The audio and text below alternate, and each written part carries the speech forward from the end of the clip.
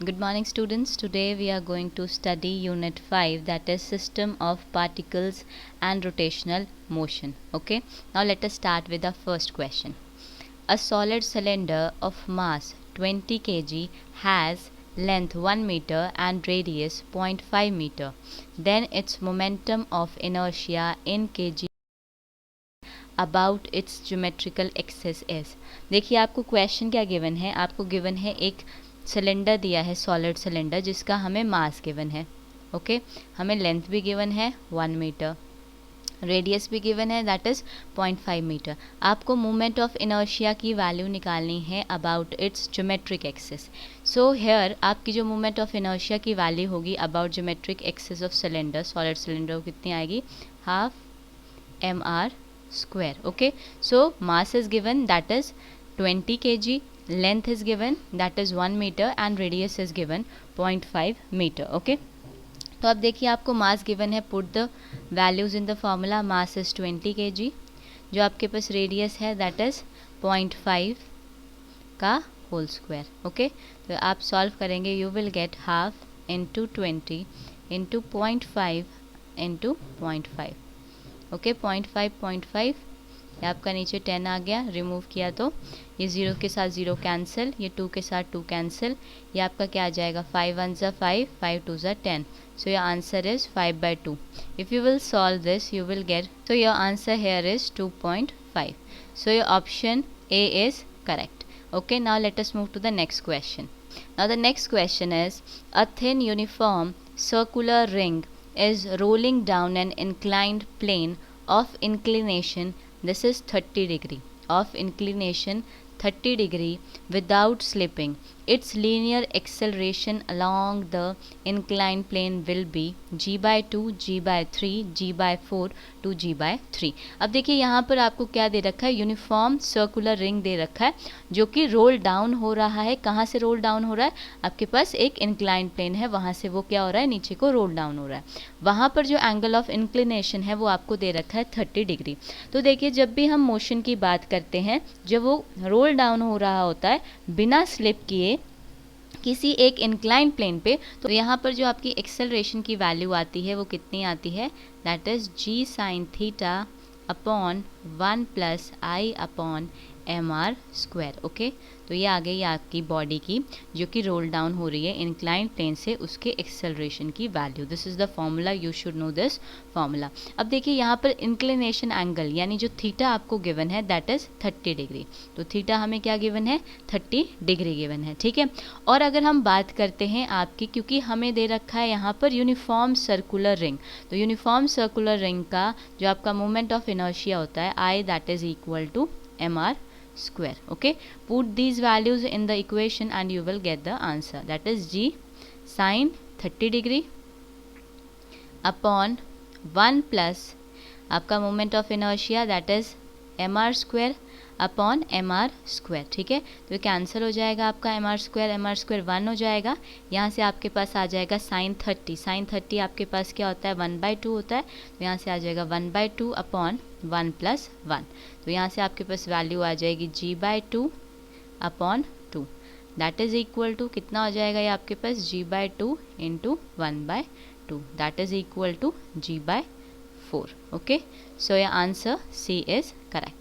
So here your answer C is correct, that is g/4। ठीक है, तो यहाँ पर आपका आंसर जो करेक्ट है वो क्या होगा, g/4 होगा। Now let us move to the next question. Now let us discuss question number 3. Okay, a particle performing uniform circular motion has angular momentum L. If its angular frequency is doubled and kinetic energy is halved, then the new angular momenta is L/2, L/4, 2L, 4L। Okay, अब आपको क्या given है कि एक particle है वो perform कर रहा है आपका सर्कुलर मोशन और उसका एंगुलर मोमेंटा जो है आपको L गिवन है। ठीक है, कहा जा रहा है अगर उसकी एंगुलर जो फ्रीक्वेंसी है उसे डबल कर दिया जाए और काइनेटिक एनर्जी को हाफ कर दिया जाए, तो जो नया एंगुलर मोमेंटम निकलेगा वो कितना निकलेगा। ठीक है, तो देखिए अगर हम बात करते हैं angular momentum of a particle जो कि आपका यूनिफॉर्म सर्कुलर मोशन परफॉर्म करता है, उसकी वैल्यू आपके पास L = I ओमेगा होती है। ठीक है, और काइनेटिक एनर्जी क्या होती है? Kinetic energy that is equal to half I omega square, ठीक है। तो ये आ गई आपके पास रोटेशनल काइनेटिक एनर्जी का formula, that is half omega square. अब यहाँ पर देखिए L की वैल्यू आई ओमेगा है, तो अब यहाँ से सबसे पहले हम I की वैल्यू कैलकुलेट निकाल लेते हैं, ठीक है। अगर I की वैल्यू निकालनी होगी तो इसको क्रॉस मल्टीप्लाई करना पड़ेगा, तो I इज इक्वल टू, यह आ जाएगा आपके पास 2K, इसको हम K लिख लेते हैं, 2K, ठीक है, अपॉन आपका क्या आ जाएगा? ओमेगा स्क्वायर, ठीक है। तो ये आपकी यहाँ से I की वैल्यू आ गई। अब इस I की वैल्यू को हम कहाँ सब्सटीट्यूट कर देते हैं? यहाँ सब्सटीट्यूट कर देते हैं, तो L आपके पास क्या आ जाएगा? I की जगह 2K upon omega square into omega, omega के साथ ओमेगा कैंसिल हो गया, तो यहाँ से आपको L की वैल्यू मिल गई 2K बाय ओमेगा, ओके। अब ये आपके पास L की वैल्यू यहाँ से आ गई। अब देखिए उन्होंने क्या कहा है हमें कि अगर particle uniform circular motion perform कर रहा है और उसकी एंगुलर मोमेंटा की वैल्यू L है, तो it's angular frequency is doubled and it's kinetic energy is half, तो आपका नया एंगुलर मोमेंटम क्या आएगा, ठीक है। तो देखिए ओरिजिनल जो था वो हमारा L था, ठीक है। L क्या था हमारा? That is 2K upon omega, यही था हमारा 2K अपॉन ओमेगा। तो अब क्या फ़र्क पड़ेगा इस एक्सप्रेशन में? दूसरे एक्सप्रेशन को हम लेटस अज्यूम, उसको हम L1 से अज्यूम कर लेते हैं। तो उसमें कहते हैं कि अगर फ्रीक्वेंसी डबल कर दी जाती है और काइनेटिक एनर्जी को हाफ कर दिया जाए। अब देखिए काइनेटिक एनर्जी आपका न्यूमरेटर में है, तो अगर हम काइनेटिक एनर्जी को क्या कर दें? हाफ, तो ये आपका K/2 आ जाएगा, और फ्रीक्वेंसी को क्या कर दिया जाए? डबल कर दिया जाए, तो ओमेगा की जगह क्या आ जाएगा आपका? 2 ओमेगा। तो यहाँ से जो आपके पास इक्वेशन बन जाएगी that is K upon 4 omega, okay. तो यही इक्वेशन बन गई। अब देखिए इस एक्सप्रेशन में और इस एक्सप्रेशन में आपका क्या फ़र्क है, ठीक है। अगर इसको भी हम ओरिजिनल की फॉर्म में लिख दें तो दिस विल बी 1/4 बाहर आ जाएगा, that is 2K by omega. तो अगर आप ध्यान से देखें जो L1 जो अब आपका निकल रहा है L के कंपैरिजन में वो कितना टाइम्स है? वो 1/4 टाइम है। तो यहाँ पर जो आपका L1 बन जाएगा that is equal to L/4, okay. तो ये आ जाएगा आपका एक्सप्रेशन। तो न्यू एंगुलर मोमेंटा क्या हो जाएगा आपका? L/4, okay. So your option B is correct, okay. Now let us move to the next question.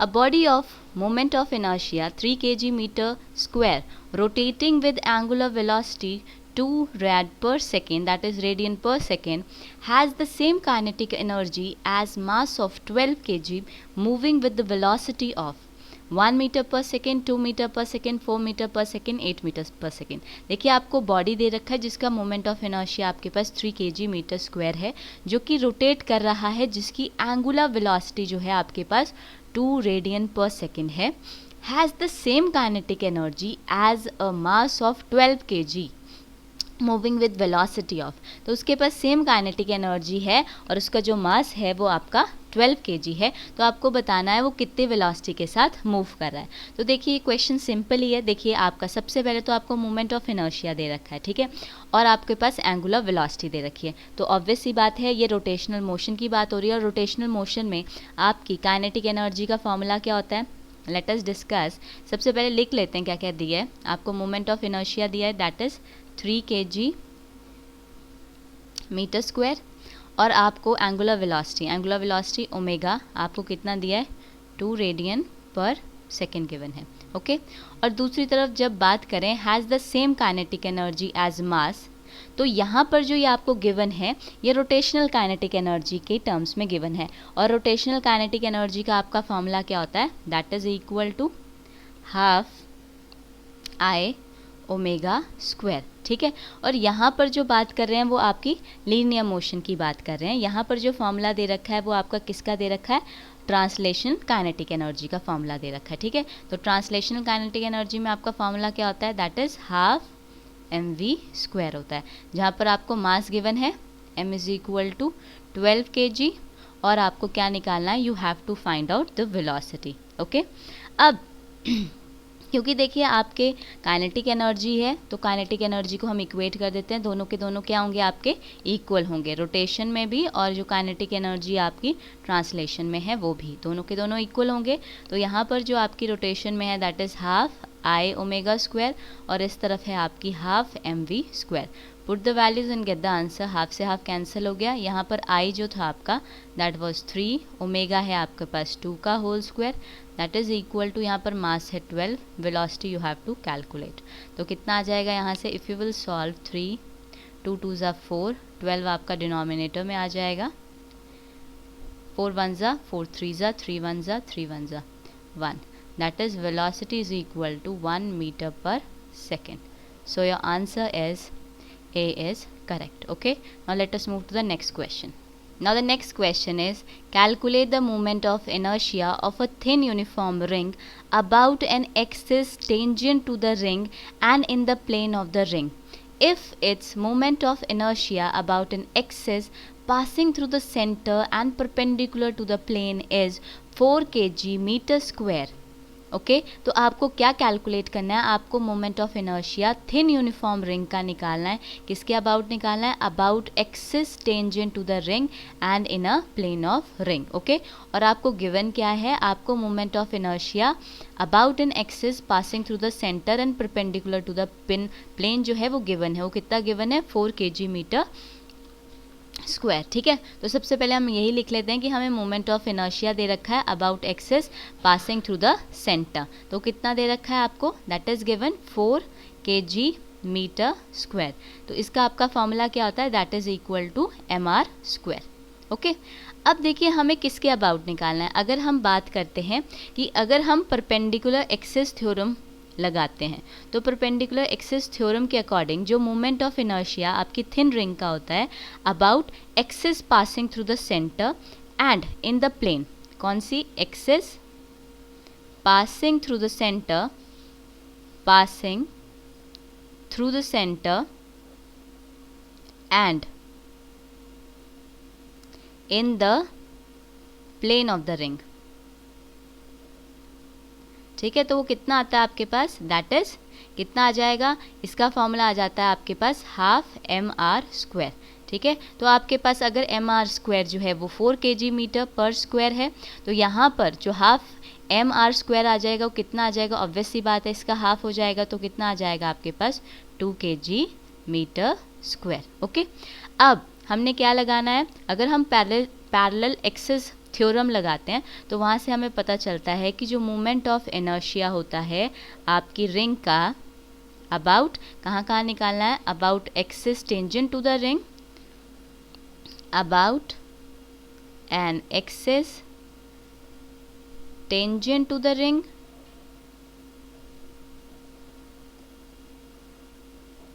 And in a plane of ring. तो कितना होता है आपके पास?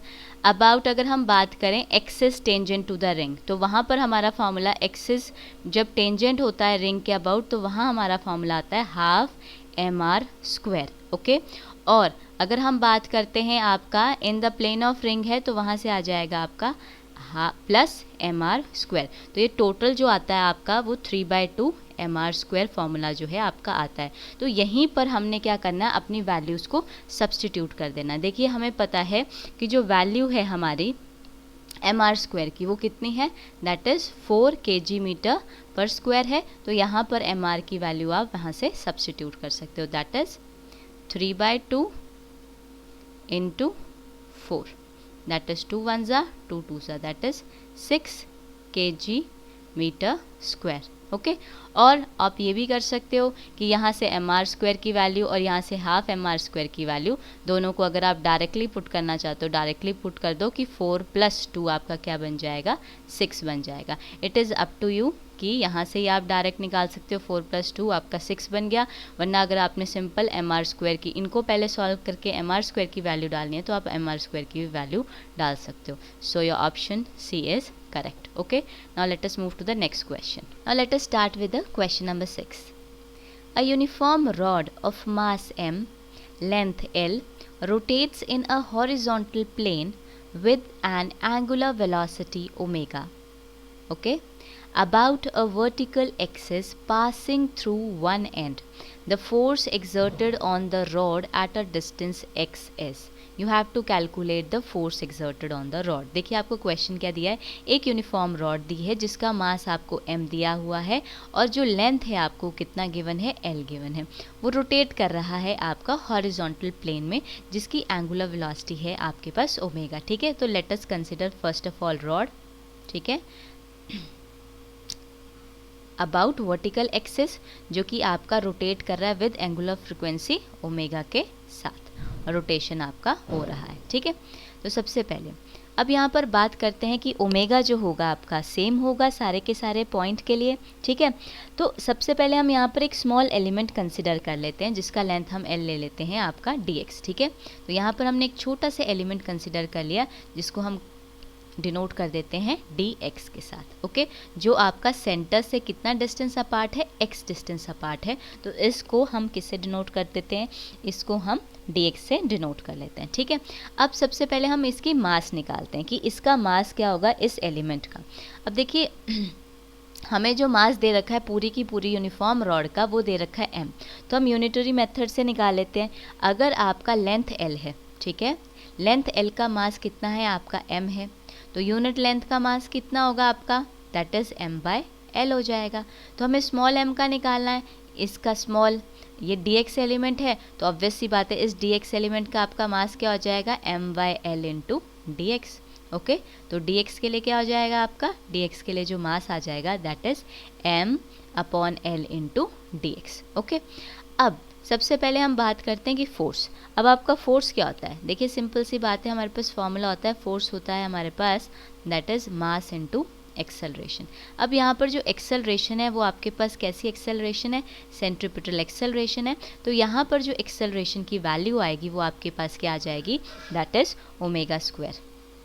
ओमेगा स्क्वायर इंटू आर होता है, बट यहाँ पर डिस्टेंस जो है वो हमने x से डिनोट कर रखा है तो इसलिए हम यहाँ पर ओमेगा स्क्वायर x लिख लेंगे. ठीक है, और बात रही फोर्स की. अब देखिए फोर्स जो है, अब हम यहाँ जो बात कर रहे हैं फोर्स की, तो फोर्स भी आपका स्मॉल, क्योंकि हम स्मॉल एलिमेंट के लिए ले रहे हैं तो फोर्स भी हमारा df आएगा. ठीक है, तो df फोर्स क्या आ जाएगा आपका, स्मॉल m, जो आपका स्मॉल इसका जितना भी मास निकला है उसको हम मल्टीप्लाई करेंगे आपके एक्सेलरेशन के साथ, और वो स्मॉल dm हमने कैलकुलेट कर लिया जो कि है हमारा m/n इंटू dx. उस वैल्यू को आप यहाँ सब्स्टिट्यूट कर दीजिए तो ये आ जाएगा आपका m/l into dx into omega square into x.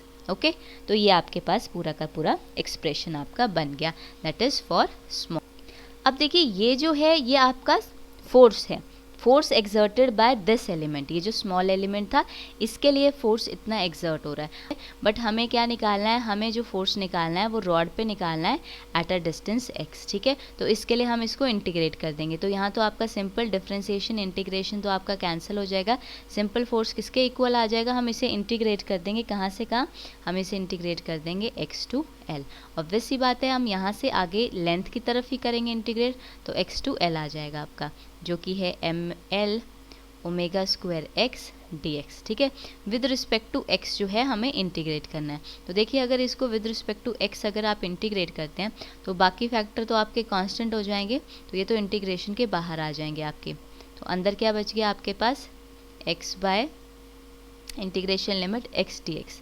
अब सिंपल है, x का इंटीग्रेशन आपके पास क्या होता है, x का इंटीग्रेशन होता है आपके पास raise power by 1 by the raise power. ठीक है, तो यहाँ पर आ जाएगा raise power by 1 by the raise power, तो ये आ जाएगा x स्क्वायर अपॉन 2 और लिमिट लग जाएगी आपकी from x to l. Okay, अब सब्स्टिट्यूट कर दीजिए वैल्यू, क्या आ जाएगा आपके पास, यहाँ से आपके पास आ जाएगा m omega square upon 2 upper limit minus lower limit, that is x square. 2 हमने बाहर निकाल लिया, l भी बाहर था आपका, l निकाल देते हैं, upper limit minus lower limit. ठीक है, तो ये आपके पास वैल्यू आ गई, that is m omega square 2l l square minus x square. Okay, so this is your answer. तो जो फोर्स होगा आपका जो एक्सर्ट हो रहा है उस रॉड पे at a distance x is this. So your option 4th is correct. Okay, अब देखिए ये सेम क्वेश्चन एक बच्चे ने पूछा था, बट उसके क्वेश्चन में सिर्फ इतना सा चेंज था, उसने जो फोर्स पूछा था वो रॉड के ऊपर पूछा था, ठीक है, सिर्फ उसका क्वेश्चन यहाँ से चेंज था, the force exerted on the rod is. तो सिंपल सी बात है, उसको जो फोर्स निकालना था वो पूरी की पूरी लेंथ के ऊपर निकालना था, तो उसे जो इंटीग्रेट करना था ये फैक्टर, उस बच्चे को ये इंटीग्रेट करना पड़ेगा factor from whole length, for whole length from 0 to L, ठीक है। तो ऑब्वियस सी बात है, जहाँ पर हमने x ले रखा है वहाँ पर उसको क्या लेना पड़ेगा, 0 लेना पड़ेगा, ठीक है। तो ऑब्वियस सी बात है, जो ये एक्सप्रेशन लास्ट में हमारा आंसर आया है, इसमें अगर हम x की जगह क्या सब्सटीट्यूट कर दें, 0, तो उस बच्चे का आंसर आ जाएगा।